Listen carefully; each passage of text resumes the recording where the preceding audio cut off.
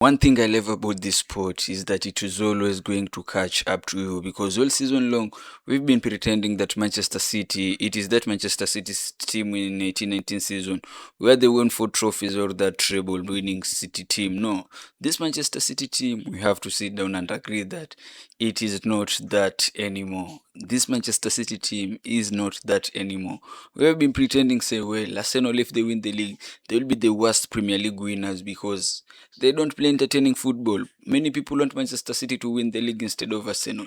But Manchester City themselves, they don't play that entertaining football that we have in our minds they are playing, because it is just memories. This is not the Manchester City season where they had Mahrez, they had Kun Aguero, Kevin De Bruyne, Leroy Sané, Raheem Sterling running the show. No, you have to agree that this is a Manchester City side, which they have old Bernardo Silva playing as their number 10. They have the likes of Antonio Semenyo, which is, well, he's a good player, but is not, let me say, his output is good, but he lacks that flair in his game. Let's agree that is that Manchester City side. Let's agree that Pep Guardiola, he has failed to rebuild this Manchester City team, because, well, after all those good lads left the club, Raheem Sterling gone, Riyad Mahrez gone, Sergio Aguero gone, Kevin De Bruyne left last season, all those, Kyle Walker out, Vincent Company, they are gone. Who? Ederson Moraes, they are gone. What Pep Guardiola had to do was just rebuild this Manchester City team to a new team, to another team which will win titles for Manchester City. The way Ferguson did when the 99 guys left, the one who won the treble in 99, and around 8 years, 9 years later, he won the Champions League with another squad where he brought in the likes of Cristiano Ronaldo, he brought in the likes of Rooney, the likes of Tevez. That is what Pep Guardiola had to do, and he has failed terribly at it. So let's not sit here and say, well, Arsenal are the worst Premier League champions and we want Manchester City to win. Manchester City don't play any good football either. And as a Manchester United fan, I know we have won a lot of titles, and in all those seasons that Manchester United won the title, it is not like we played good football. No, in some season, Manchester United were bad. If you had that you were playing against Manchester United, you were just worried before the game. But in some season, like the Fergie's last season, 12-13, that is all, it was just Van Persie courage. But let's get into the games this weekend, and there's only one right place to start. Everton against Arsenal. And in this game, let me tell you what.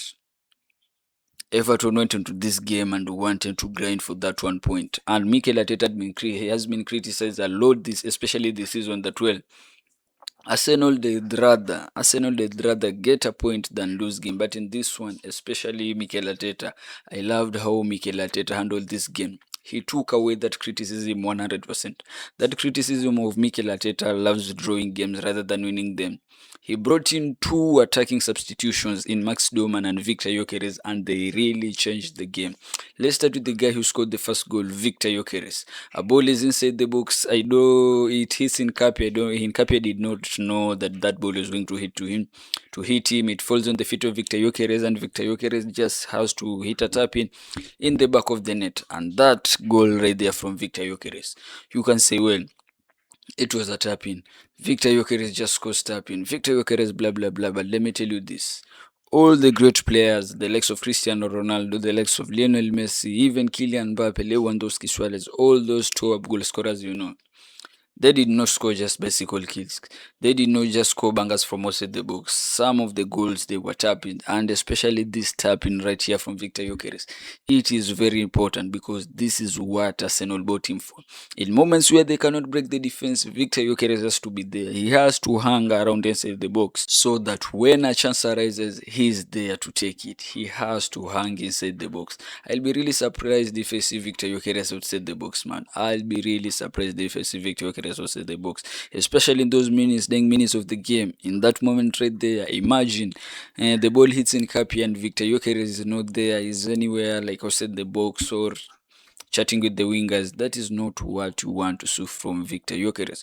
He has to be there in the middle, in the box, in the 6 box. He has to be there hovering in there, and when a chance like this arises, boom, he's there to score. And you guys know me, I've admitted it before, I'm not the biggest fan of Viktor Gyökeres, but this goal right here, if Arsenal will be sitting with their children and grandchildren in the next 20 years talking about this Premier League title, talking about the 25-26 Premier League title, when they roll the tapes, they'll tell you what.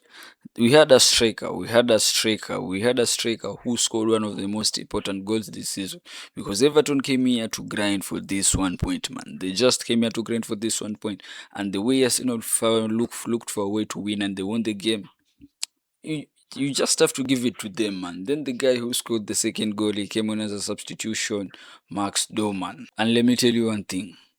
There is a real player in Max Dowman. This kid right here, let me open his profile. This kid right here in this game, there is a player in Max Dowman. He's becoming the youngest ever player to score a goal in the Premier League.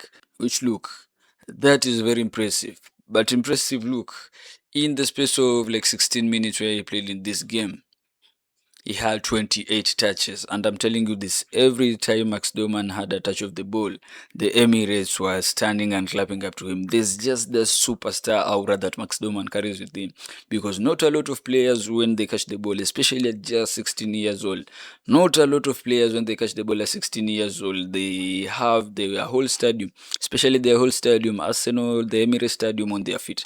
Not a lot of players can do that. Maybe Lamine Yamal in world football can do that, but and I'm talking about young players. Just young players. And the goal that he scored, man, it is a corner. Everton commits all their players up so that, well, they try to get something out of that game because, as I told you, they just wanted a draw in that game. And when Arsenal scored that goal from Viktor Gyökeres, of course, they were frustrated. So they throw Jordan Pickford up on the pitch.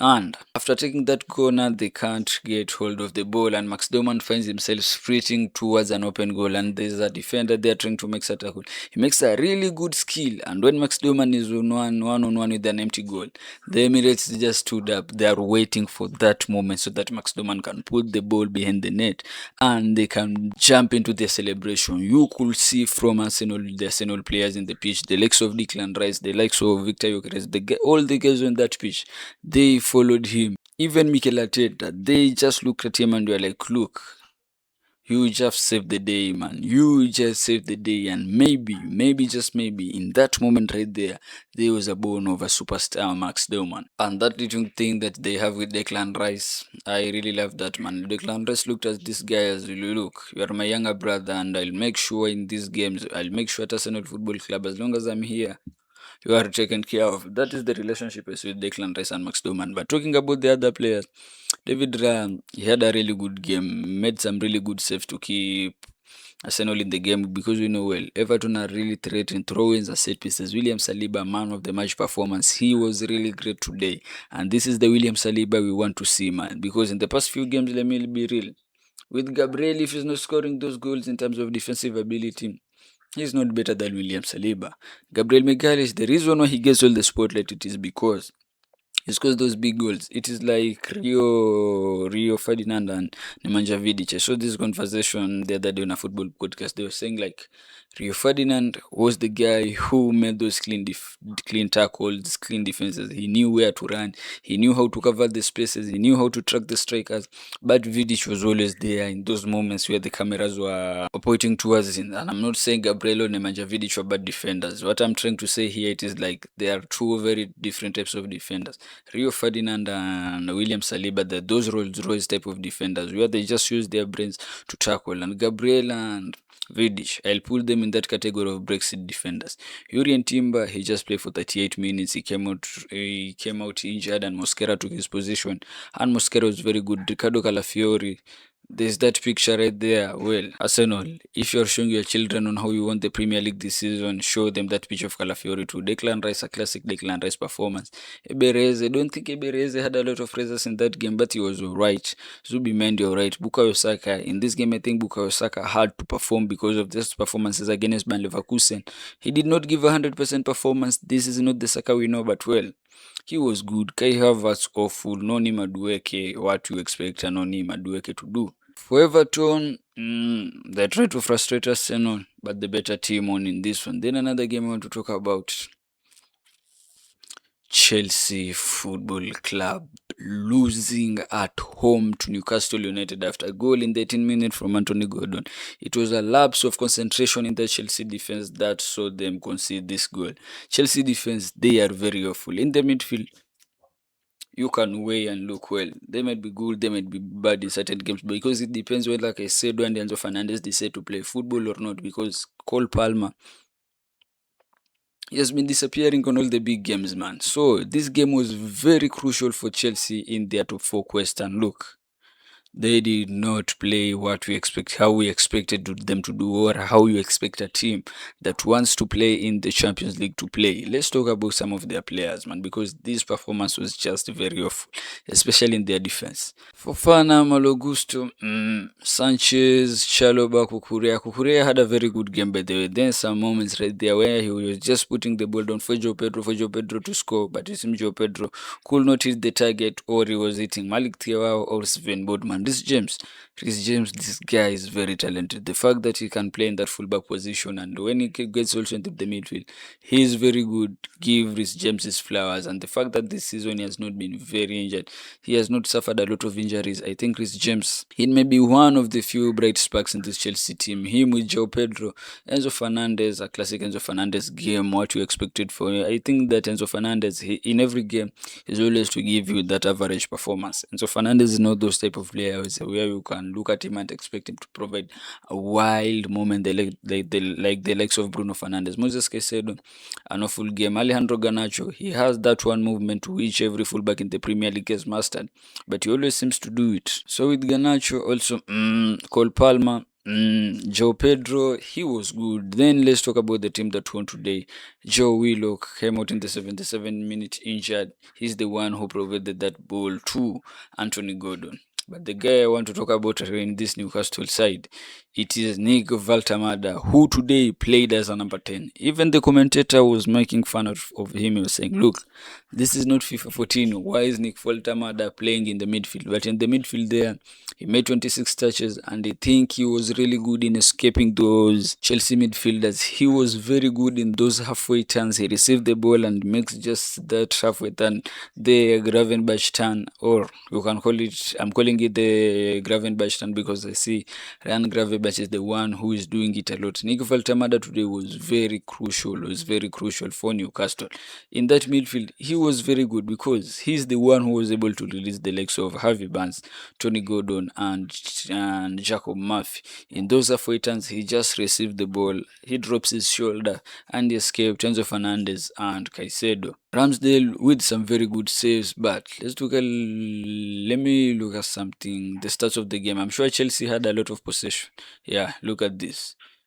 Chelsea had a lot of possession in this game. They had a lot of possession because, well, they had a sustained amount of possession. They go outside Newcastle box.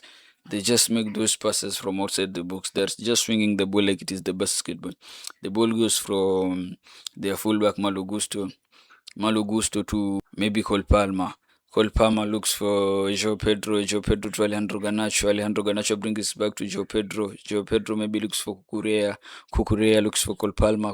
Just like that, man, passing the ball outside the box without any intent. And if you look at the table, they are still in the top 5, but Liverpool have not played. And if Liverpool win their game, they're playing against Tottenham. Tottenham have been very bad this season. If Liverpool win their game, Chelsea, maybe the top 4 might start looking at it like you might play in the Europa League next season. And even this team below you here, the likes of Brentford, if Brentford win their game against Wolverhampton, they'll be just 47. They'll be 47 points, just 1 point behind you. Then the final game,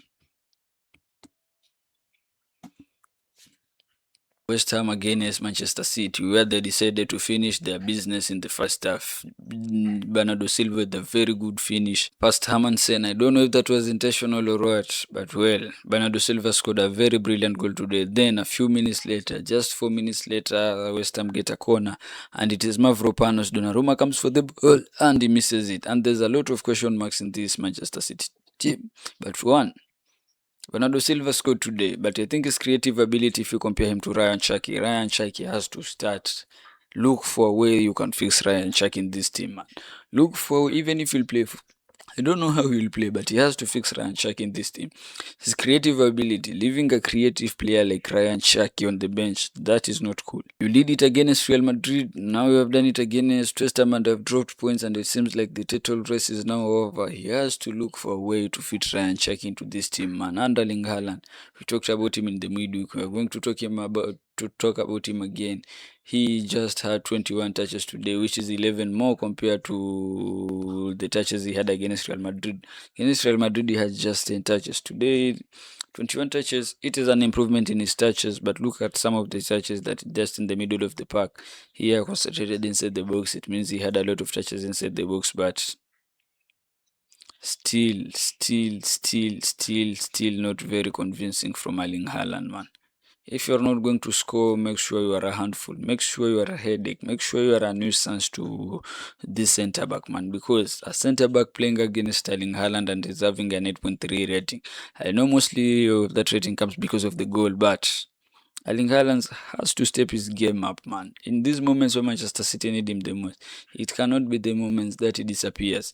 Antonio Semenyo, 2 games in a row, which has been very awful. Gianluigi Donnarumma, that was a horror moment. If you come for the ball in a corner, make sure you at least have a touch of it. Rodri, I think Rodri was brilliant, but because the reason I think why Rodri was brilliant today, maybe it is because of the way this Western midfield was very bad. Then in other games, Bayern Munich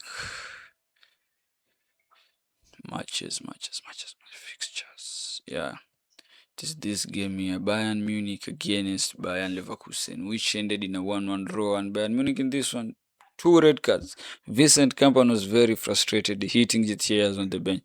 2 red cards. Luis Diaz comes on, scores a goal. Then in the 84th minute, a red card. Nicholas Jackson, a very awful tackle, a red card. So that means what? Next match, let's hope Hurricane play today. Let's hope in the next match he will start. Luis Diaz and Nicolas Jackson, they'll not be available for that game. But this was an awful performance from Bayern. But look, I love this game, and even if Bayern was suffering today, Michael Olise was there with 80 touches in the game. He touches the ball 80 times in the game. I did not choose the game. We're just going through it, and the Bundesliga table at the moment, did Bayern Leverkusen 58-67. Yeah, it is done. It is done. Dortmund are not getting there. Then Real Madrid, what are they feeding Federico Valverde? Because today again he grabs a goal, and it is not a simple goal. It is a very good finish from outside the box. Now in the La Liga title race, how is it looking? Barcelona still number 1 with 67 points. Real Madrid with 66 points, but Barcelona have a game in hand. Also, this one, I think if Barcelona bottle this one, they will just blame themselves because they'll have shoot themselves on the feet. Back to the Premier League for the title race, I think, yeah. The title race in the Premier League, I think it is done, guys. It is done. Even if Manchester City win their game in hand, it will be just 64 points. That is 6 points behind Arsenal. Guardiola, pack the bags and leave. Let me know your thoughts, guys, in the comment section. Should Manchester City look for another manager, or should Guardiola resign?